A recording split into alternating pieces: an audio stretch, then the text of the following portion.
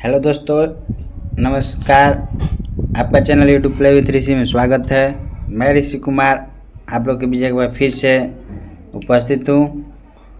तो चलिए दोस्तों, आज फिर जो टॉप 300 पॉलिटी का क्वेश्चन करा रहा था उसी को आगे बढ़ाते हुए आगे का जो है क्वेश्चन, पिछले लेक्चर में हमने 10 क्वेश्चन कराया था, इसमें उसी के आगे बढ़ाते हुए आगे बढ़ रहे हैं। चलिए तो वीडियो को स्टार्ट करते हैं। वीडियो को स्टार्ट करने से पहले आप लोग से रिक्वेस्ट होगा, प्लीज़ चैनल पर आप लोग नए हैं तो चैनल को लाइक कीजिए, सब्सक्राइब कीजिए और शेयर कीजिए। दोस्तों, ये जो टॉप 300 क्वेश्चन है आपके लिए एक रामबाण साबित होगा और ये 300 जो क्वेश्चन है 3000 के बराबर है दोस्तों, और इससे बाहर एक भी क्वेश्चन नहीं पूछेगा। चलिए तो स्टार्ट करते हैं, आगे बढ़ाते बिना कोई देरी किए। देखिए अगला क्वेश्चन है, कह रहा है कि भारतीय संविधान में मूल कर्तव्यों को किस समिति की सिफारिश पर जोड़ा गया था। देखिए मूल कर्तव्यों को किस समिति की सिफारिश पर जोड़ा गया, तो देखिए सरदार स्वर्ण सिंह समिति, नरसिंह समिति, महालनोबिस समिति, बलवंत राय मेहता समिति। तो क्या हुआ दोस्तों, देखिए मूल कर्तव्य कह रहा है मौलिक कर्तव्य यानी स्वर्ण सिंह समिति द्वारा। देखिए मौलिक कर्तव्य जो है आपका सरदार स्वर्ण सिंह समिति द्वारा जो जोड़ा गया था। ये संविधान के 42वें संशोधन जो हुआ था 1976 में, उसमें 10 मौलिक कर्तव्य जोड़ा गया था। ये संविधान के मूल संविधान में नहीं था, मौलिक कर्तव्य संविधान के मूल संविधान में नहीं था। ये 42वें संविधान संशोधन द्वारा टोटल कितना जोड़ा गया था उस समय, 10 मौलिक कर्तव्य जोड़ा गया था। और भाग किस में, भाग 4 क में, ठीक है, भाग 4 के क में जोड़ा गया था। टोटल कितना, 10 मौलिक कर्तव्य। लेकिन अभी वर्तमान समय में पूछेगा कि टोटल कितने मौलिक कर्तव्य है, तो टोटल 11 मौलिक कर्तव्य है। 10 को 42वें संविधान संशोधन में जोड़ा गया और एक जो है एक और मौलिक कर्तव्य जो शिक्षा से जुड़ा हुआ था, ये जोड़ा गया था आपका, कब जोड़ा गया था, 86वें संविधान संशोधन 2002 में, ठीक है। 86वें संविधान संशोधन 2002 में 11वां मौलिक कर्तव्य जोड़ा गया था। टोटल मौलिक कर्तव्य वर्तमान में कितना है, तो 11 मौलिक कर्तव्य है। क्लियर। मौलिक कर्तव्य जो है, मूल कर्तव्य कहिए या मौलिक कर्तव्य चाहिए कहिए, दोनों बात बराबर है। यह जो है स्वर्ण सिंह समिति के सिफारिश पर जोड़ा गया था। क्लियर। इसका आंसर क्या हो जाएगा, स्वर्ण सिंह समिति। कब जोड़ा गया, तो 42वें संविधान संशोधन 1976 द्वारा 10 मौलिक कर्तव्य जोड़ा गया था। और एक और मौलिक कर्तव्य जो है शिक्षा से रिलेटेड था, अनिवार्य शिक्षा बताया गया था। ये जो जोड़ा गया था आपका 86वें संविधान संशोधन 2002 में। यहाँ तक क्लियर है। और यह जो है हमारे संविधान के भाग 4 के ए में शामिल किया गया है, यानी भाग 4 के क में। मौलिक कर्तव्य का जो प्रावधान आया था सोवियत संघ के संविधान से लिया गया है, यानी सोवियत संघ मतलब रूस के संविधान से लिया गया है। और जो मौलिक अधिकार जो है हमारा कितना है, वर्तमान में मौलिक अधिकार 6 है। मूल संविधान में मौलिक अधिकार अवेलेबल था, यानी मूल संविधान जब संविधान बन रहा था उस समय हमारा मौलिक अधिकार था। टोटल मौलिक अधिकार कितना था, 7 मौलिक अधिकार था, जो अमेरिका के संविधान से लिया गया है। लेकिन मौलिक कर्तव्य कहेगा तो सोवियत संघ रूस के संविधान से लिया गया है। यह जो है हमारा मूल संविधान में नहीं था, इसको 42वें संविधान संशोधन में स्वर्ण सिंह समिति के सिफारिश पर जोड़ा गया था। क्लियर है। अभी वर्तमान में टोटल 6 मौलिक अधिकार है और टोटल 11 मूल कर्तव्य है। तो देखिए तो क्लियर यहाँ तक। मौलिक अधिकार अमेरिका के संविधान से लिया गया है, मूल मौलिक कर्तव्य कहाँ से लिया गया है, तो रूस के संविधान से लिया गया है। अब देखिए इसमें जो है आपका क्या है, नरसिम्हन समिति। नरसिम्हन समिति किससे रिलेटेड है, बैंकिंग सुधार से रिलेटेड है, ठीक है। बैंकिंग सुधार, बैंकिंग जो नरसिम्हन समिति है यह बैंकिंग से सुधार से रिलेटेड है। महालनोबिस समिति, तो महालनोबिस समिति जो है ये जो है हमारे राष्ट्रीय आय समिति जो बनाया गया था उस समय इसके अध्यक्षता किए थे कौन, महालनोबिस, पीसी महालनोबिस पूरा नाम है इनका। जो 1949 में राष्ट्रीय आय समिति बनाया गया था उसके अध्यक्ष थे। नरसिम्हन समिति क्या थे, बैंकिंग सुधार से रिलेटेड थे। अरे बलवंत राय मेहता समिति ये जो पंचायती राज से रिलेटेड है, ठीक है। बलवंत राय मेहता समिति का जो संबंध है पंचायती राज से रिलेटेड है। देखिए बलवंत राय मेहता समिति ये बताए थे कि त्रिस्तरीय पंचायती होना चाहिए। क्या होना चाहिए? त्रिस्तरीय, 3 स्तर पर पंचायती व्यवस्था होना चाहिए। देखिए याद करने का ट्रिक, 3 गो नाम याद रखिएगा, बलवंत राय मेहता समिति, अशोक मेहता समिति, ठीक, एक है सिंघवी समिति, ठीक है। 3 समिति मैंने याद रखिएगा जो पंचायती राज से रिलेटेड है। तो बलवंत राय मेहता समिति, देखिए इसमें 3 वर्ड है, बलवंत राय मेहता। समझिए बलवंत राय मेहता समिति क्या थे? त्रिस्तरीय पंचायती राज व्यवस्था के बारे में बताए थे कि पंचायती राज व्यवस्था 3 स्तर पर होना चाहिए। क्लियर है? अशोक मेहता समिति ये बताए थे 2 स्तरीय, यानी अशोक मेहता 2 गो शब्द है, इसलिए ये जो है 2 स्तरीय पंचायती राज व्यवस्था के बारे में बताए थे। सिंघवी समिति जो है पंचायती राज व्यवस्था को संवैधानिक अधिकार दिलवाए थे। क्लियर है यहाँ तक? चलिए आगे बढ़ते हैं, 12 नंबर क्वेश्चन देखते हैं। कह रहा है कि संविधान सभा के सदस्यों द्वारा कब हस्ताक्षर किया गया? कह रहा है संविधान सभा के सदस्यों द्वारा कब हस्ताक्षर किया गया था? देखिए हस्ताक्षर किया गया या अनुगृहीत किया गया या लागू किया गया, तीनों अलग अलग बात है, ठीक है। संविधान सभा के सदस्यों द्वारा संविधान पर कब हस्ताक्षर किया गया दोस्तों? तो 24 जनवरी 1950 को। क्लियर? डी ऑप्शन होगा, 24 जनवरी 1950 को संविधान सभा के सदस्यों द्वारा हस्ताक्षर किया गया था। और संविधान सभा का अंतिम बैठक भी कब हुआ था? तो 24 जनवरी 1950 को। याद रखिएगा संविधान सभा का अंतिम बैठक 24 जनवरी 1950 को ही हुआ था।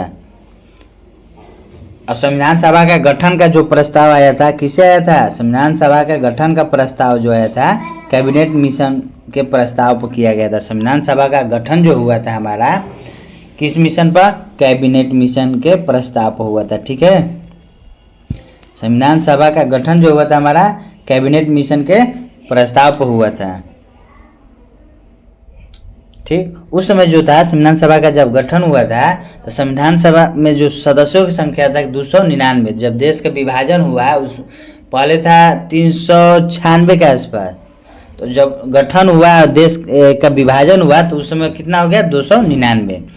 अब कहेगा संविधान सभा का जो है अंतरिम सदस्य के रूप में कार्य किए थे सब लोग कब तक?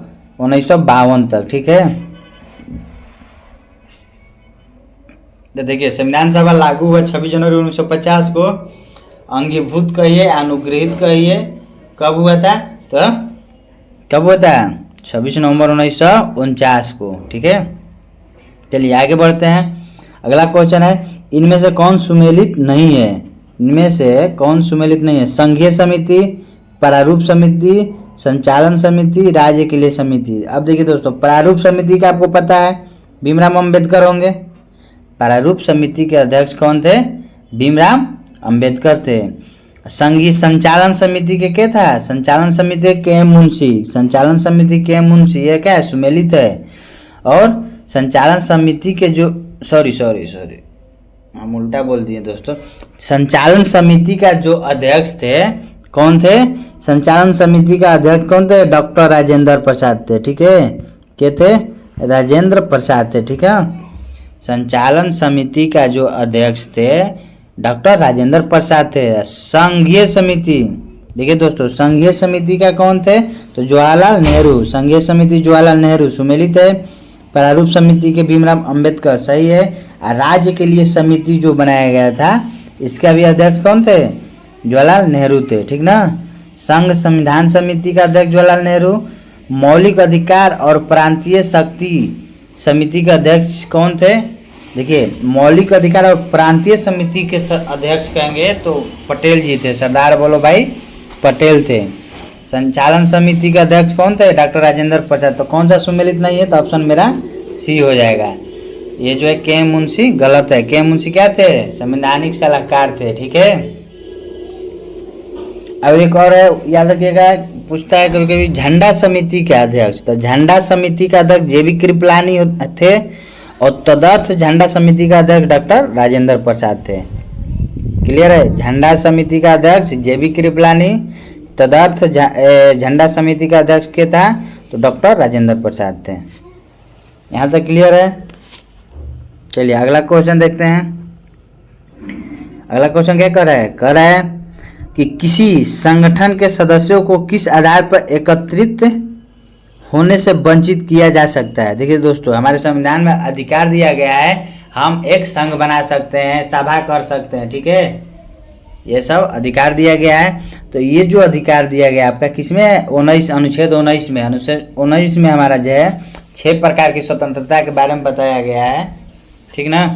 तो देखिए अनुच्छेद 19 में जो है 6 प्रकार की स्वतंत्रता के बारे में बताया गया है। कौन कौन सी, वाक के अभिव्यक्ति की स्वतंत्रता, सभा संगठन बनाने की स्वतंत्रता, और संपूर्ण भारत में घूमने की स्वतंत्रता, कहीं निवास करने की, व्यवसाय एवं नौकरी करने की स्वतंत्रता दिया गया है, ठीक है। टोटल 6 प्रकार की स्वतंत्रता के बारे में बताया गया है। विचार एवं अभिव्यक्ति की स्वतंत्रता सब अनुच्छेद 19 में, किस अनुच्छेद में है, अनुच्छेद 19 में ये सब बताया गया है। अनुच्छेद 19A 19B C ऐसे करके है। तो टोटल 6 प्रकार की स्वतंत्रता के बारे में बताया गया है अनुच्छेद 19 में, याद रखिएगा। और जो है कह रहा है कि इनमें से किस आधार पर एकत्रित होने से वंचित किया जाए। अब देखिए दोस्तों, एकत्रित तो राष्ट्र की एकता एवं संप्रभुता, राष्ट्र की एकता और संप्रभुता, सार्वजनिक सम्मेलन बुलाने पर, सार्वजनिक जुलूस निकालने पर, निरायुध सम्मेलन करने पर। अब देखिए दोस्तों, मान लीजिए आप सम्मेलन सभा कर रहे हैं जिसमें क्या हो, राष्ट्र की एकता और संप्रभुता का पर ठेस पहुंच रहा है, तो आपको परमिशन ही नहीं मिलेगा कि आप सभा करिए। इसलिए इसका आंसर क्या हो जाएगा, ए आंसर हो जाएगा कि अगर राष्ट्र की एकता और संप्रभुता के विचार पर आप लोग अगर सभा या संगठन बनाना चाहते हैं तो वो जो है अवैध है, असंवैधानिक है, ठीक है। किसी भी संगठन के सदस्यों को राष्ट्र की एकता और संप्रभुता के आधार पर एकत्रित होने से वंचित किया जा सकता है। ये सब किस में है, अनुच्छेद 19 में है। और प्रेस की स्वतंत्रता बोलता है तो 19(1), ठीक है। वाक अभिव्यक्ति की स्वतंत्रता 19(1) में है, ठीक है, याद रखिएगा। पूछता है कभी कभी कि प्रेस की स्वतंत्रता किस अनुच्छेद में है, तो 19 में। और एक पूछता है काम के बदले वेतन, ठीक है, तो यह है 39A में, ठीक ना, याद रखिएगा। तो देखिए तो क्या हम बता रहे थे, तो जो अनुच्छेद 19 में है 6 प्रकार की स्वतंत्रता के बारे में बताया गया है, ठीक ना। अगर किसी भारत से अलग होकर एक राष्ट्र बनाने का अधिकार भी किसी को प्राप्त नहीं है, ये भी असंवैधानिक है। और कोई भी राज्य जो है अपने को संप्रभुत्व राज्य घोषित भी नहीं कर सकता है, ठीक ना। तो भारत की जो संप्रभुता है भारत की जनता में वास करती है, ठीक है, जिसका प्रयोग संसद करते हैं। क्या है, संसद जो है क्या है, यहाँ की जनता के द्वारा चुनी जाती है, जो है सो सर्वे सर्वा कौन सी है, जनता है। क्लियर है यहाँ तक। चलिए अगला क्वेश्चन देखते हैं। कह रहा है कि संविधान के उद्देशिका में किस मौलिक अधिकार का वर्णन नहीं है। देखिए बताए थे प्रियम्बल्स बताया क्या आपको फर्स्ट वीडियो में, अगर आप नहीं देखे हैं तो उसको देखिए दोस्तों। ये क्वेश्चन के बदले आपको कितना हम क्वेश्चन करा दे रहे हैं। कह रहे उद्देशिका में किस मौलिक अधिकार का वर्णन नहीं है। तो आपको जो है संविधान की प्रस्तावना याद है, बोलिए। अगर संविधान की प्रस्तावना याद नहीं है आप एक बार संविधान की प्रस्तावना को पढ़िए और याद कीजिए दोस्तों। संविधान की जो प्रस्तावना है उसको एक बार आप पढ़िए, देखिए उसमें क्या दिया हुआ है, सारा चीज उससे क्वेश्चन आपको निकलेगा दोस्तों, ठीक है। संविधान की प्रस्तावना अगर आपको याद नहीं है तो चलिए मैं आपको नेक्स्ट वीडियो में पूरा प्रस्तावना आपको मैं याद करवाऊंगा, ठीक है। चलिए तो आगे बढ़ते हैं। याद रखिएगा संविधान के जो है नेक्स्ट वीडियो में हमने आपको प्रस्तावना पूरा याद करवाऊंगा, ठीक ना। नहीं तो आप एक बार पढ़ के आइएगा, प्रस्तावना याद कीजिएगा। तो देखिए उसमें आपका पूरा लिखा हुआ है। कह रहा है इसमें क्या चीज कि संविधान की उद्देशिका में कौन सी अधिकार वर्णन नहीं है। देखिए आप जब प्रस्तावना देखिएगा एक बार देख लीजिएगा, उसमें क्या लिखा है, स्टार्ट होता है, शुरू होता है किससे, हम भारत के लोग, we the people of India.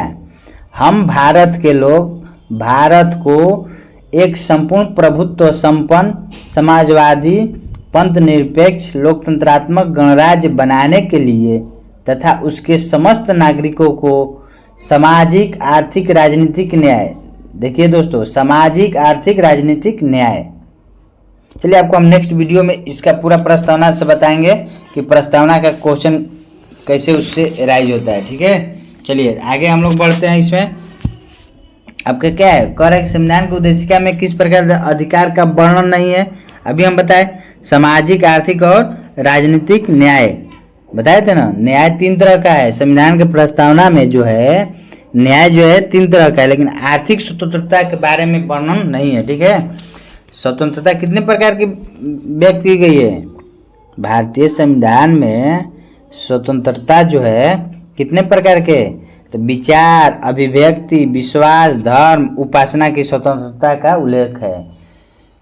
उद्देशिका में यानी प्रस्तावना में 5 प्रकार की स्वतंत्रता के बारे में बताया गया है। कौन कौन? विचार, अभिव्यक्ति, विश्वास, धर्म और उपासना की स्वतंत्रता का उल्लेख किया गया है। ठीक है, और 2 तरह की समानता का उल्लेख किया गया है। कौन? प्रतिष्ठा और अवसर की समानता। 3 प्रकार के न्याय के बात कही गई है हमारे संविधान के प्रस्तावना में। 3 तरह के क्या न्याय की बात कही गई है। ठीक है, कौन कौन? तो कौन कौन न्याय की व्यवस्था? सामाजिक, आर्थिक और राजनीतिक न्याय का उल्लेख किया गया है। ठीक ना, और 5 प्रकार की स्वतंत्रता, 3 प्रकार के न्याय और 2 प्रकार की समानता का उल्लेख किया गया है हमारे प्रस्तावना में। क्लियर है? तो इसमें जो है विचार, अभिव्यक्ति, विश्वास, धर्म और उपासना की स्वतंत्रता का वर्णन किया गया है, आर्थिक स्वतंत्रता का वर्णन नहीं किया गया। इसलिए आंसर क्या हो जाएगा? आर्थिक स्वतंत्रता। क्लियर है? चलिए अगला क्वेश्चन, उद्देशिका में 42वें संविधान संशोधन में कौन सा शब्द जोड़ा गया था? देखिए पिछला वीडियो में हमने बताया है उद्देशिका जो हमारा प्रियम्बल्स है, प्रस्तावना है, अभी तक मात्र 1 बार ही संशोधन हुआ है। वो भी कब हुआ है? 42वें संविधान संशोधन 1976 में किया गया था। और जब संविधान संशोधन प्रस्तावना में संशोधन किया गया था उसमें 3 शब्द जोड़ा गया था। कौन कौन? 3 शब्द कौन कौन जोड़ा गया था? तो समाजवाद, धर्मनिरपेक्ष कहिए या पंथ निरपेक्ष कहिए, पंथ निरपेक्ष और अखंडता शब्द जोड़ा गया था। कौन कौन शब्द जोड़ा गया था? समाजवाद, धर्मनिरपेक्ष एवं लोकतांत्रिक, अखंडता जिसको हम बोलते हैं, यह जो 3 शब्द जोड़ा गया था। ठीक है ना,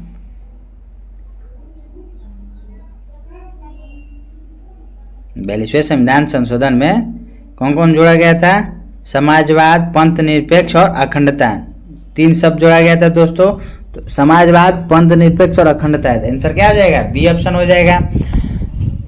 और बताए थे ना, पिछला वीडियो आप देख लीजिएगा, उसमें भी बताएं समाजवाद, पंथ निरपेक्ष और अखंडता, ये 3 शब्द जोड़ा गया था। और जो एक देखिए केस जो हुआ था बेरुबारी बनाम मद्रास राज्य के, जो 1960 में हुआ था, बेरुबारी जो केस था, ये बताया था कि प्रस्तावना जो है संविधान का भाग नहीं माना जाएगा। ठीक ना, लेकिन जब केशवानंद भारती केस आया था 1973 में, उन्होंने बताया था कि प्रस्तावना क्या है?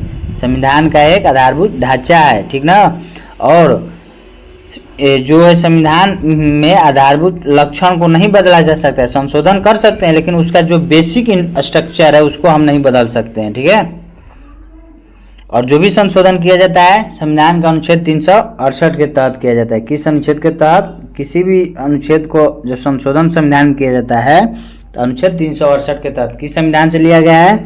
संविधान संशोधन कहाँ से लिया गया है? दक्षिण अफ्रीका के संविधान से लिया गया है। क्लियर है? चलिए तो आगे बढ़ते हैं। नेक्स्ट क्वेश्चन, करें संघात्मक सरकार में क्या होता है? संघात्मक सरकार में क्या होता है दोस्तों? तो शक्तियों का विकेंद्रीकरण, प्रांतों की श्रेष्ठता, केंद्र और राज्यों में समानता, शक्तियों का एकीकरण। तो देखिए संघात्मक सरकार में जो होता है शक्तियों का क्या होता है? विकेंद्रीकरण होता है। क्लियर? संघात्मक सरकार में शक्तियों का क्या होता है? विकेंद्रीकरण होता है। जो भारत सरकार अधिनियम 1935 जो आया था, पूछ सकता है कि भारतीय संघीय सरकार के प्रावधान किस अधिनियम के तहत किया गया है?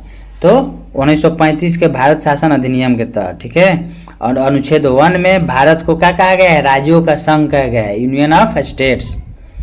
अनुच्छेद 1 में भारत को राज्यों का संघ कहा गया है दोस्तों। और भारत का संविधान कैसा है? संघात्मक है या एकात्मक, यह बहुत विवाद है, लेकिन हम इसको क्या कर सकते हैं? संघात्मक भी है, एकात्मक भी है। ऐसे मेनली संघात्मक ही कहते हैं। ठीक है, लेकिन भारत के संविधान में दोनों लक्षण है, एकात्मक भी है और संघात्मक भी है। क्योंकि भारत का क्या है? विभिन्न राज्यों का मिलाकर चलते हैं, ठीक है। इसलिए हम भारत को क्या कह सकते हैं, एकात्मक और संघात्मक दोनों प्रकार का लक्षण कह सकते हैं, ठीक है। भारतीय संविधान में जो है डीसी बसु जो थे उन्होंने कहा था कि संघात्मक और एकात्मक दोनों का मिश्रण है, ठीक है। लेकिन केसी व्हीलर जो बोला था कि भारतीय संविधान को अर्धसंघीय कहा था, केसी व्हीलर जो था भारतीय संविधान को क्या बोला था, अर्धसंघीय बोला था, ठीक ना। और प्रोफेसर जो डायसी थे उन्होंने संघात्मक संविधान के विशेषता बताए थे कि संघात्मक संविधान कैसा है, लिखित होना चाहिए, शक्तियों का बंटवारा, संविधान की सर्वोच्चता, व्याख्या करने वाले स्वतंत्र न्यायपालिका होना चाहिए। क्लियर है। चलिए अगला क्वेश्चन देखते हैं। इसका आंसर क्या हो जाएगा, इसका आंसर शक्तियों का विकेंद्रीकरण। अब चलिए नेक्स्ट क्वेश्चन 18 नंबर, भारत परिषद अधिनियम 1992 कौन सुमेलित है, पूछ रहा है कौन सुमेलित है। भारत शासन अधिनियम 1892 प्रतिनिधित्व सरकार की स्थापना, मार्ले मिंटो सुधार 1909 केंद्र में द्वैत शासन, मांडेग्यू चेम्सफोर्ड सुधार 1919 सांप्रदायिक प्रतिनिधित्व, भारत शासन अधिनियम 1935 भारत प्रांतों में द्वैत शासन। तो दोस्तों देखो आपको हम बताए थे मार्ले मिंटो सुधार, मार्ले जो था क्या था, सचिव। ऐसा नाम जब भी आएगा तो फर्स्ट वाला सचिव होता है, दूसरा अध्यक्ष होता है। तो मार्ले मिंटो जो सुधार अधिनियम 1909 में आया था, उन्होंने क्या किया था, सांप्रदायिक निर्वाचन प्रणाली लाया था, ठीक है। मुस्लिमों के लिए अलग से निर्वाचक मंडल बनाया गया था, ठीक है। और जो मांडेग्यू चेम्सफोर्ड सुधार अधिनियम 1919 का है, उसने क्या किया था, सांप्रदायिक निर्वाचन पद्धति को और क्या किया था, एक्सपेंड किया था, विस्तार किया था। सिख, एंग्लो इंडियन, ये सब के लिए, ईसाई के लिए क्या किया, उन लोगों के लिए भी अलग से निर्वाचन प्रणाली बना दिया। और जो 1919 का भारत शासन अधिनियम है, जिसको हम बोलते हैं मांटेग्यू चेम्सफोर्ड सुधार अधिनियम, इसी के तहत क्या हुआ था, प्रांतों में द्वैत शासन लागू हुआ था, ठीक है। प्रांतों में द्वैत शासन 1919 के मांटेग्यू चेम्सफोर्ड सुधार अधिनियम द्वारा हुआ था। क्लियर। 1909 में क्या है, तो सांप्रदायिक निर्वाचन, लॉर्ड मिंटो को हम क्या बोलते हैं, सांप्रदायिक निर्वाचन का जनक, सांप्रदायिकता का जनक माना जाता है, ठीक है। अब देखिए भारत शासन अधिनियम 1935 में क्या था, प्रांतों में द्वैत शासन कहेगा तो 1919 है, लेकिन केंद्र में द्वैत शासन कहे तो 1935 के अधिनियम द्वारा, ठीक है। देखिए 1919 के भारत शासन अधिनियम द्वारा प्रांतों में द्वैत शासन लागू हुआ, लेकिन जब 1935 का शासन अधिनियम आया तो प्रांतों से द्वैत शासन को हटा दिया गया, केंद्र में द्वैत शासन लागू हुआ। क्लियर है यहाँ तक। इसमें कौन सा सुमेलित है, तो भारत परिषद अधिनियम 1892 जो है प्रतिनिधि सरकार की स्थापना, ये सम्मिलित है, ठीक है। बाकी तीनों क्या है, सम्मिलित नहीं है। 1892 का जो भारत शासन अधिनियम आया था, उसमें भारत को क्या था, अप्रत्यक्ष रूप से लोकतंत्र की शुरुआत हुआ था उसमें, ठीक ना। और ये भी कहा गया था इसमें स्थानीय निकायों को प्रतिनिधि चुनने का अधिकार दिया गया था। 1892 का जो भारत शासन अधिनियम है, उसमें जो था स्थानीय लोगों को प्रतिनिधि चुनने का अधिकार दिया गया था, ठीक ना। इसी को हम चयन प्रक्रिया कहते हैं। लोकतंत्र की शुरुआत जो है अभी आधुनिक समय में पूछेगा कहाँ से हुआ था, तो कहाँ से, अमेरिका से हुआ था, ठीक ना। भारत विश्व का सबसे बड़ा लोकतांत्रिक देश है। विश्व में सबसे बड़ा लोकतांत्रिक देश कौन सा है, भारत है। और प्रांतों में द्वैत शासन पूछेगा तो 1919 के शासन अधिनियम, केंद्र में पूछेगा तो 1935 के शासन अधिनियम। क्लियर है यहाँ तक। चलिए अगला क्वेश्चन देखते हैं दोस्तों, क्या कर रहा है, 19 नंबर, मार्ले मिंटो सुधार कब आया था, अभी बताए थे। मार्ले मिंटो सुधार अधिनियम 1909 में आया था। मार्ले मिंटो जो था भारतीय परिषद एक्ट 1919 को ही हम क्या बोलते हैं, मार्ले मिंटो सुधार अधिनियम। मार्ले उस समय क्या था, भारत का सचिव था। लॉर्ड मिंटो क्या थे, वायसराय थे। 1919 में हम बताए थे क्या थी, सांप्रदायिकता का बीजारोपण किया गया था। और प्रथम बार वायसराय के कार्यकारी परिषद में एक भारतीय को नियुक्ति किया गया था। और वो कौन थे, वो थे एसपी सिन्हा, ठीक ना। एसपी सिन्हा जो थे 1909 के जो है प्रथम बार क्या था, वायसराय के कार्यकारिणी परिषद में एक भारतीय को नियुक्त किया गया था और नियुक्त होने वाले कौन थे? तो एसपी सिन्हा थे। चलिए अगला क्वेश्चन 20 नंबर क्या करा है? उद्देशिका में समाजवादी एवं धर्मनिरपेक्ष शब्द जोड़ा गया कब? 42वें संविधान संशोधन बताए थे। 42वें संविधान संशोधन में उद्देशिका में 3 शब्द जोड़ा गया, पंथ निरपेक्ष, समाजवाद और क्या? अखंडता। 3 शब्द जोड़ा गया था। कब हुआ था? 1976 में हुआ था। और 42वें संविधान संशोधन को भी याद रखिएगा, क्या बोला जाता है? मिनी कॉन्स्टिट्यूशन बोला जाता है, यानी मिनी संविधान कहा जाता है, क्योंकि उसमें बहुत सारा संशोधन हुआ था दोस्तों। और एक और बात याद रखिएगा, 42वें संविधान के बाद जस्ट 44वां संविधान जो हुआ था उसमें संपत्ति का अधिकार था, जो हमारा मौलिक अधिकार। टोटल कितना था मूल संविधान में? 7 था, लेकिन अब वर्तमान में 6 मौलिक अधिकार है।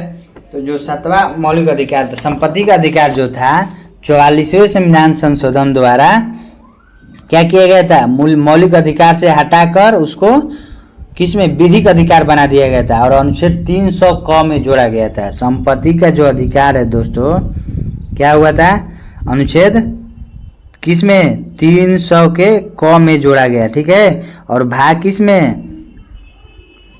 4A में जोड़ा गया, ठीक है। मौलिक कर्तव्य टोटल, सॉरी ये मौलिक कर्तव्य था, लेकिन संपत्ति का अधिकार जो था किस में जोड़ा गया? जो दोस्तों, तो संपत्ति का अधिकार जो था 44वें संविधान संशोधन द्वारा मूल अधिकार से हटाकर उसको एक विधिक अधिकार बनाया गया था और अनुच्छेद 300 के A में जोड़ा गया है, ठीक है। और उद्देशिका का प्रस्ताव कब स्वीकार किया गया था? तो हम पिछले वीडियो में बताए थे, 22 जनवरी 1947 को स्वीकार किया गया था। चलिए अगला क्वेश्चन देखते हैं। कह कि भारतीय संविधान के अनुसार मानव का दुर्व्यापार और बलात्श्रम निषेध है। यह कौन सा अनुच्छेद में वर्णित है? देखिए दोस्तों, बलात्श्रम और दुर्व्यापार भारतीय संविधान का अनुसार मानव के साथ दुर्व्यापार और बलात्श्रम ये सब जो है अनुच्छेद 23 में जो है आपका वर्णन किया गया है, ठीक है। अनुच्छेद 23 जो है, देखिए इसमें आंसर क्या देगा? ए, अनुच्छेद 23। अनुच्छेद 23 में क्या होता है दोस्तों कि मानव का दुर्व्यापार और बलात्श्रम का निषेध है, ठीक है। और ये जो मौलिक अधिकार जो है हम कहाँ से लिए थे? अमेरिका के संविधान से लिया गया है। और अनुच्छेद 12 से 35 तक जो है आपका क्या है? मौलिक अधिकार के बारे में वर्णन किया गया है। और भाग किस में? भाग 3 में। और भाग 3 को ही हम क्या बोलते हैं? मैग्ना कार्टा बोलते हैं, ठीक है। देखिए तो अनुच्छेद 23 में जो है बलात्श्रम और दुर्व्यापार के बारे में बताया गया है। अनुच्छेद 24 में क्या बताया गया है? अनुच्छेद 24 में जो बताया गया है बालकों को जो कारखाना में जो है काम करने से प्रतिबंधित किया गया है, ठीक है। और अनुच्छेद 25 में क्या है? तो अनुच्छेद 25 में जो है अंतःकरण की स्वतंत्रता दिया गया है, ठीक ना। 26 में है धर्म के प्रबंधन का अधिकार दिया गया है, धर्म के प्रबंधन का अधिकार दिया गया है, ठीक है। चलिए तो आज यहीं तक रखते हैं, फिर मिलते हैं नेक्स्ट वीडियो में। चलिए धन्यवाद दोस्तों।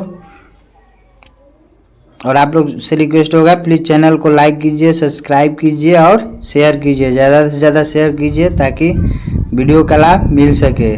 चलिए धन्यवाद।